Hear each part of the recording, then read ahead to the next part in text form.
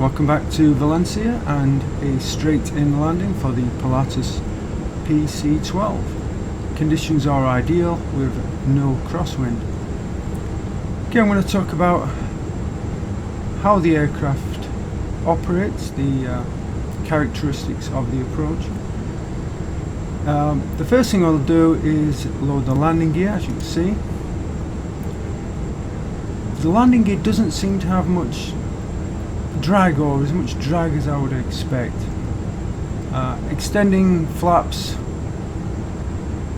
is a little bit odd. If you look at something like the King Air B200, when you extend flaps on that, you get a huge amount of lift, and obviously it's a twin engine aircraft, so you'd expect that sort of difference, but you kind of have a moment of drag and then a little bit of lift, and maybe that has something to do with airspeed, but it just feels odd.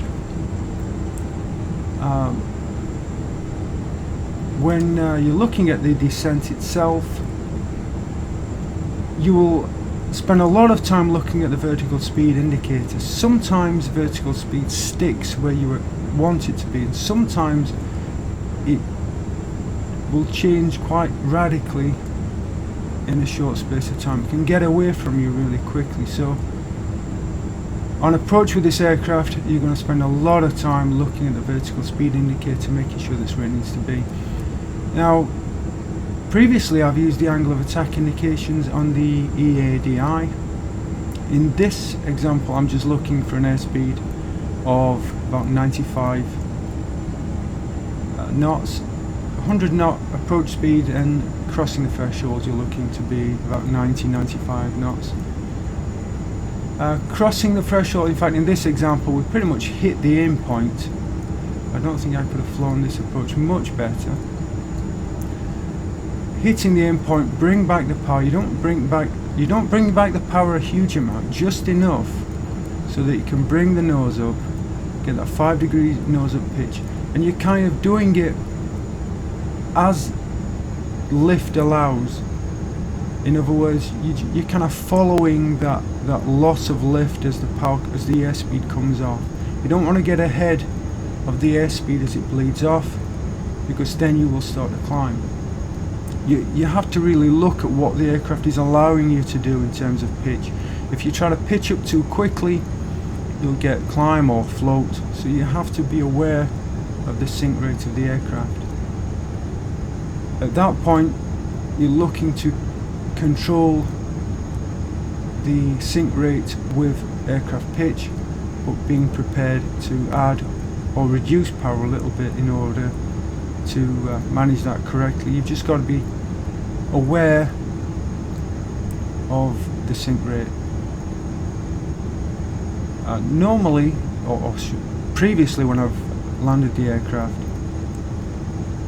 you have to bring back the condition lever to ground idle after touchdown, shortly after touchdown, or the aircraft will move to the right.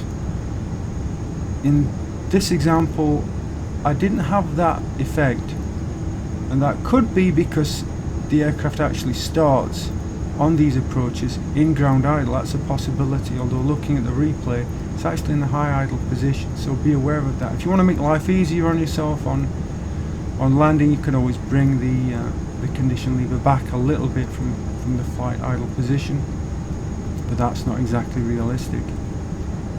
It's an awkward plane on an approach, certainly on a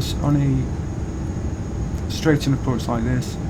If you're coming at it from the end of a long flight or the end of a flight at all, it may be easier to fly the approach in a way because the aircraft is configured better. But when you're doing an actual 10-mile approach, you're having to do everything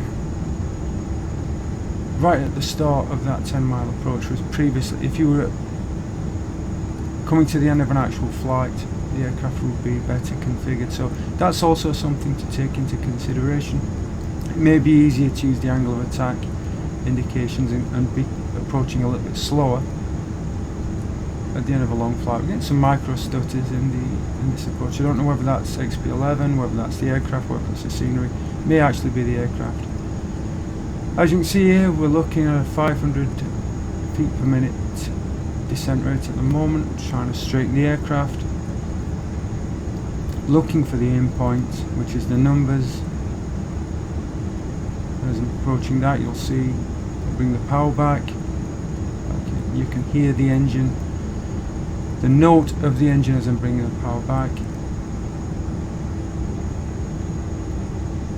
So there we are, bringing the power back, bringing the nose of the aircraft up as airspeed allows, trying to avoid climbing or floating.